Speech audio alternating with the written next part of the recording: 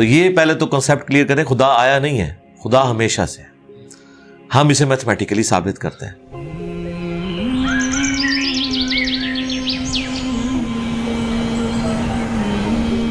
دیکھیں جو universal truth establish ہو چکے ہیں اس کو تو آپ کوئی دوبارہ سے چیلنج نہ کریں، یعنی یہ یونیورسل ٹروتھ ہے کہ 2 + 2 = 4، ٹھیک ہے؟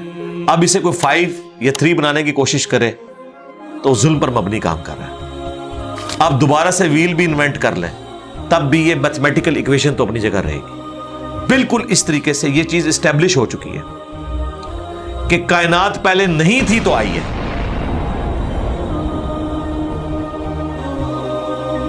آپ کو پتا ہے کچھ عرصہ یہ نظریہ رہا ہے 17ویں اور 18ویں صدی میں کہ یہ اسٹیڈی اسٹیٹ کائنات ہے، ہمیشہ سے ایسے ہی چل رہی ہے، لیکن یہ اب نظریہ اپنی موت مر گیا۔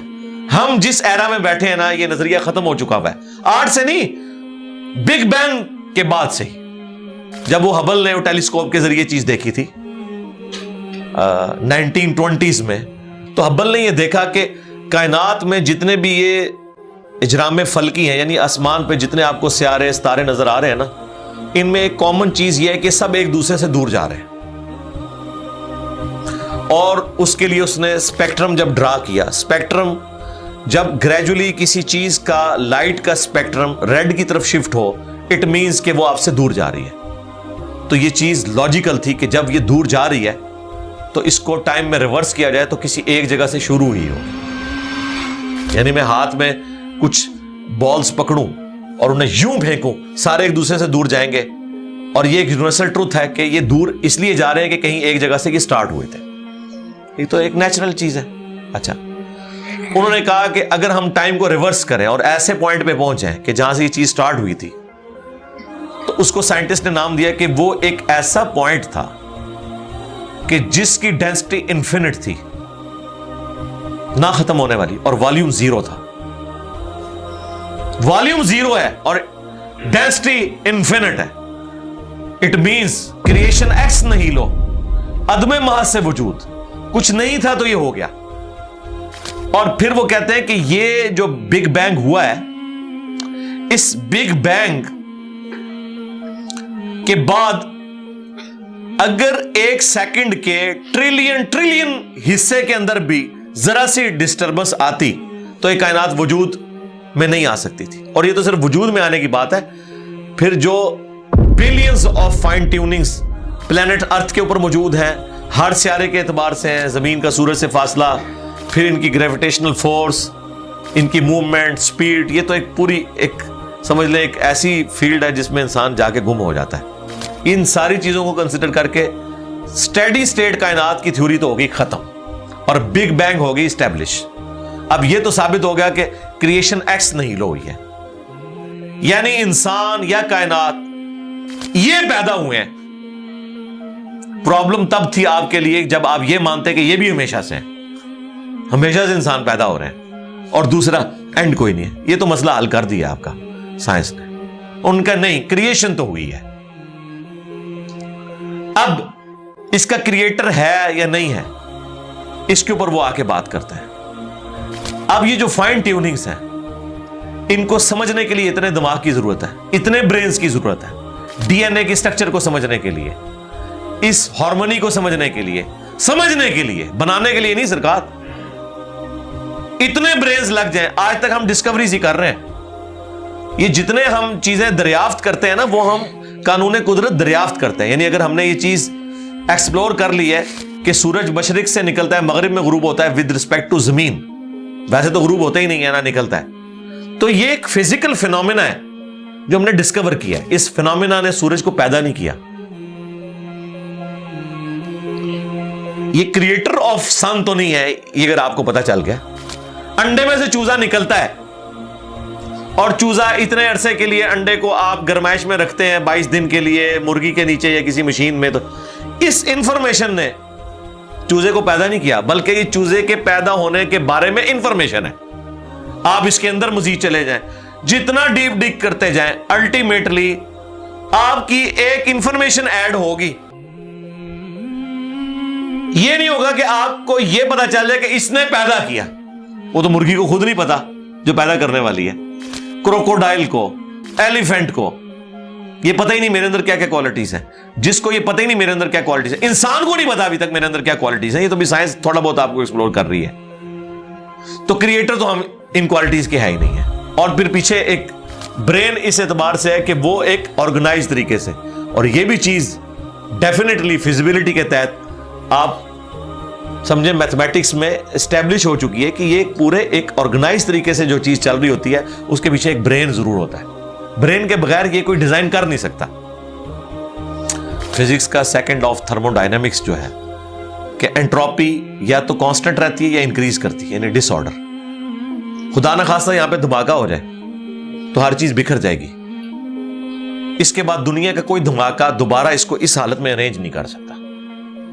اس کو کہتے ہیں انٹروپی, کہ کہیں پہ بگاڑ آتا ہے تو وہ بڑھتا ہے. یہ ہو سکتا ہے کہ مزید آپ لوگ لائیں تو یہ بگاڑ اور بڑھتا جائے, یا جتنا ہے اتنا ہی رہے, واپس آرگنائز نہیں ہو سکتا جب تک کہ دوبارہ سے انٹروین کر کے آپ یہ کرنا. جس طرح وہ زیارت میں انہوں نے محمد علی جناح کے وہ سارے وہ میوزیم تباہ کر دیا تھا دہشت گردوں نے, تو دوبارہ سے انہوں نے بنایا, تو خود بخود تو نہیں بنا.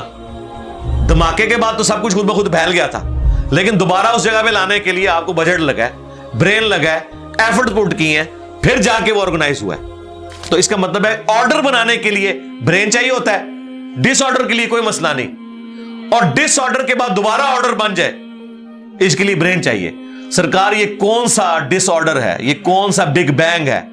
چھوٹا سا دھماکہ آرگنائز نہیں کرتا, چیز کو بگاڑتا ہے, اور اتنا بڑا دھماکہ اتنا بڑا آرڈر لے آیا ہے کہ پلانٹ ارتھ کے اوپر 2 ملین سے زیادہ سپیشیز ہیں. ایک ایک سپیشی کے اوپر آپ زندگی گزاریں, آپ صرف اس کی عادتیں ہی نہیں بتا سکتے کیا ہیں. یہ تو چھوڑ دیں کہ یہ بنی کیسی ہے.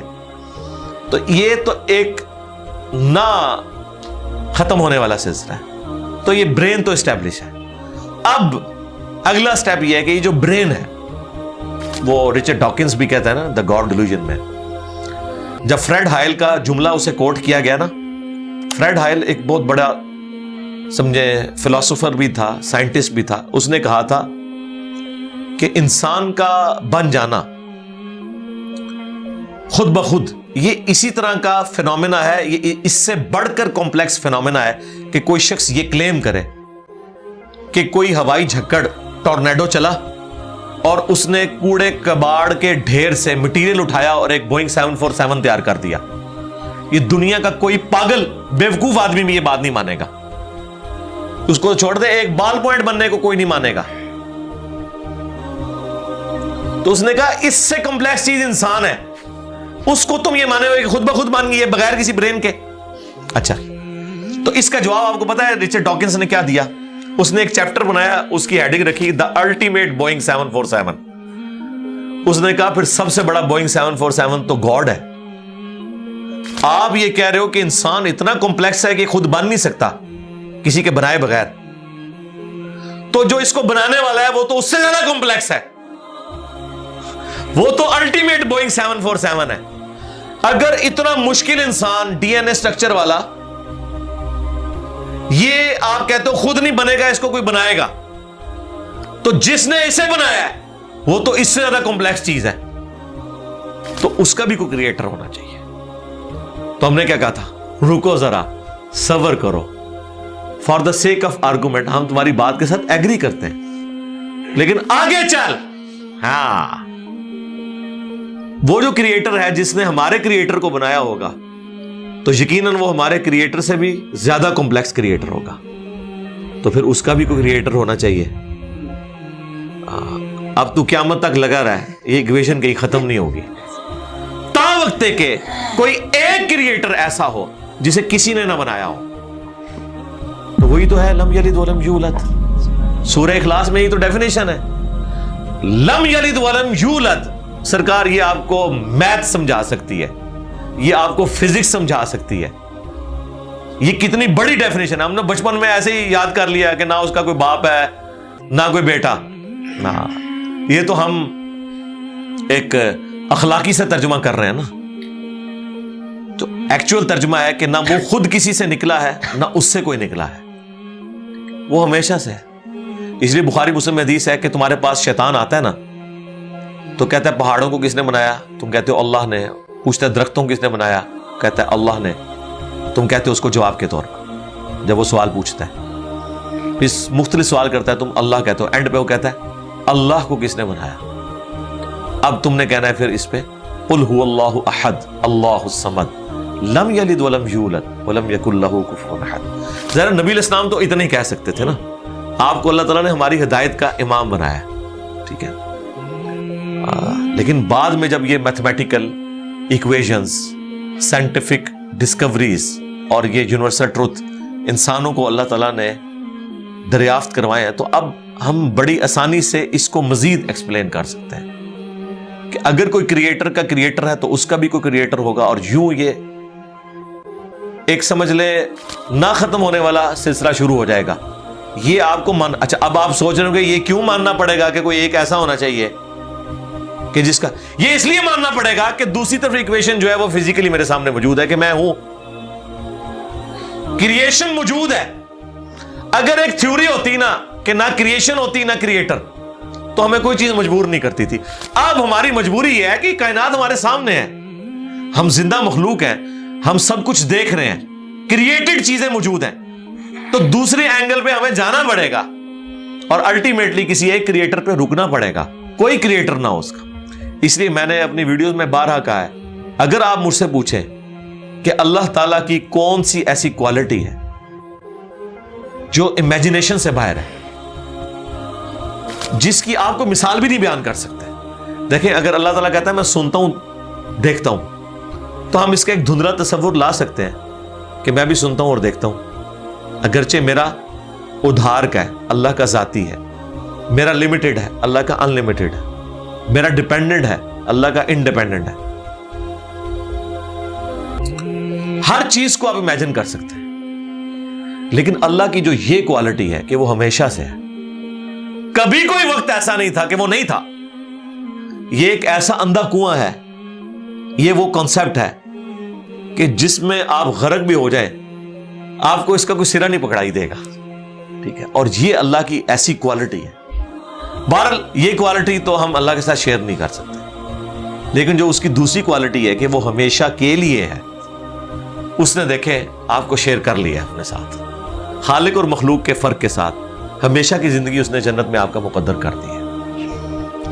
یعنی وہ کوالٹی تو شیئر نہیں ہو سکتی کہ ہمیشہ سے ہو, لیکن ہمیشہ کے لیے ہو, یہ اس نے آپ کو دے دی ہے. دیکھیں یہ وہ کنسپٹ ہے جس کے بعد آپ اللہ سے محبت کریں کہ دیکھیں وہ اکیلا تھا, اس نے اپنے ساتھ آپ کو شریک کر لیا, اس اعتبار سے کہ خالق اور مخلوق کا فرق تو ہے, لیکن اس نے دیکھیں آپ کو کیا کیا نعمتیں جنت میں دینی ہیں. آپ خواہش کریں گے وہ چیز آپ کے سامنے آ جائے گی. اسی کے لیے میں نے وہ منی گاڈ کی ٹرم ڈیوائز کی تھی خالق اور مخلوق کے ساتھ سمجھانے کے لیے. اور آسمان اور زمین کی پیدائش میں غور کرنے کا مطلب یہ ہے کہ پھر جو کچھ آسمان اور زمین میں آپ کو نظر آ رہا ہے, اس میں ستارے بھی ہیں, سورج بھی ہے, اور زمین میں جو کچھ بھی نظر آ رہا ہے, ایک ایک چیز کے اندر اللہ کی قدرت کی نشانیاں موجود ہیں. اس وقت میرے بھائیوں اس ہمارے میریکل پلانٹ زمین کے اوپر ارتھ پہ 2 ملین سپیشیز دریافت ہو چکی ہیں, نباتات اور حیوانات کی, یعنی پودوں اور جانوروں کی ملا کر 20 لاکھ سپیشیز, یعنی 20 لاکھ ٹوٹل مخلوق کی تعداد نہیں ہے. ان سپیشیز میں سے صرف انسان ایک سپیشیز ہے, اور انسان ہی 7 ارب کے قریب تو ہیں دنیا میں. اس طرح گننا شروع کرتے ہیں, انسان, گھوڑا, کوا, چیل, مرغی, خچر, یوں آپ گنتے چلے جائیں.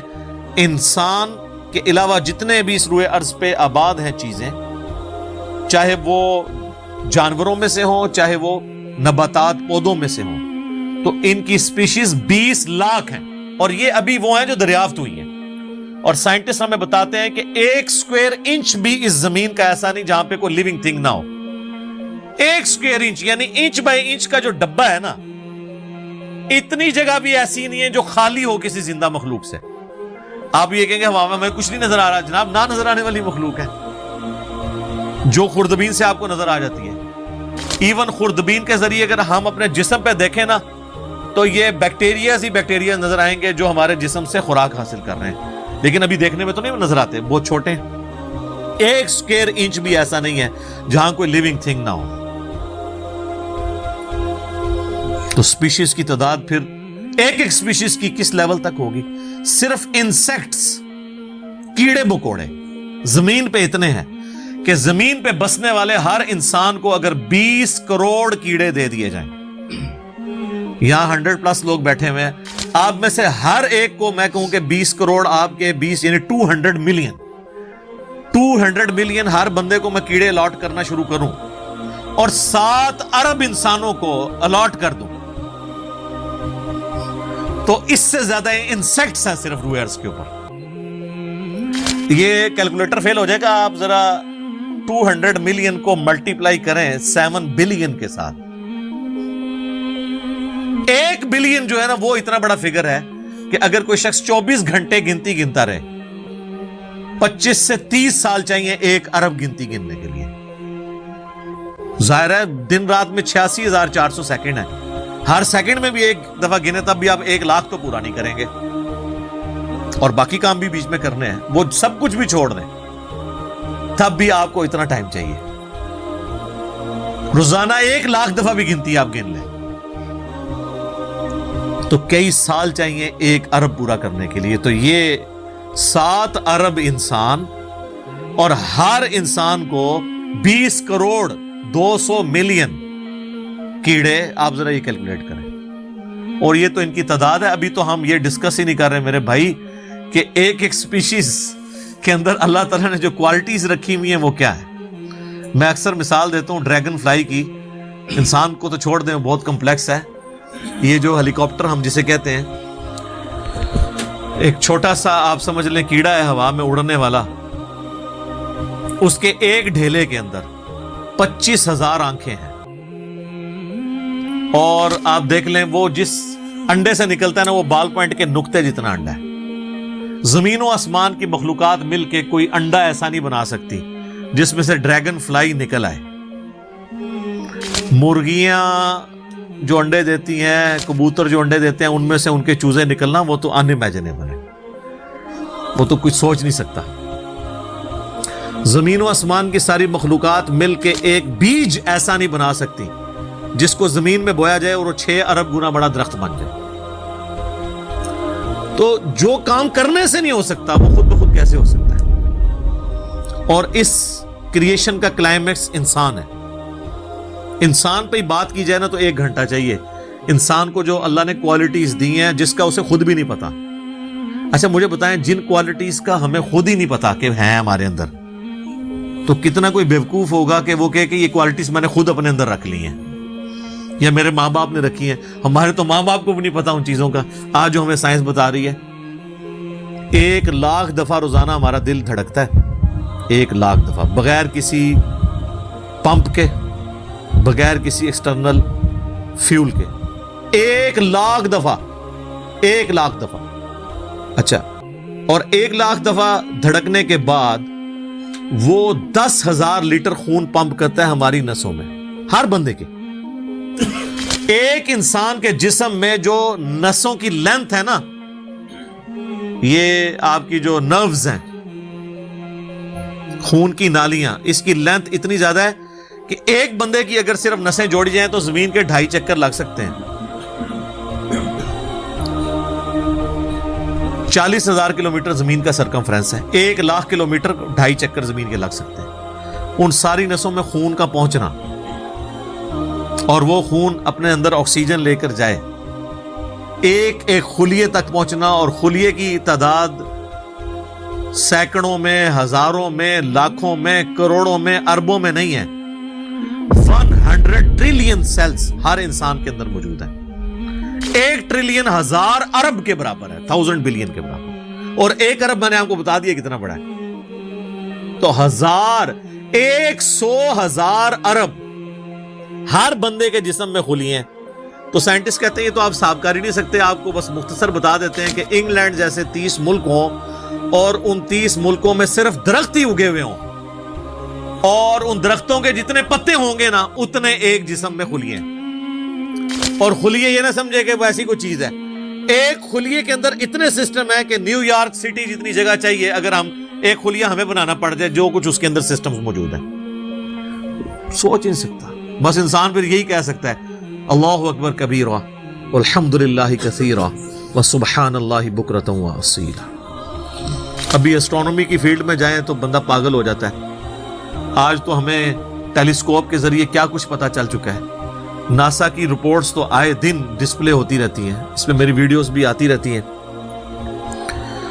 اس وقت ناسا نے جو ڈسکوری کی ہے نا, اس کے تحت 250 بلین گلیکسیز ہیں اس کائنات کے اندر, 250 ارب, اور ارب میں نے آپ کو بتا دیا کتنا بڑا فگر ہے. ہر گلیکسی میں 300 ارب سے زیادہ سورج ہیں, ان میں سے ایک سورج یہ ہے.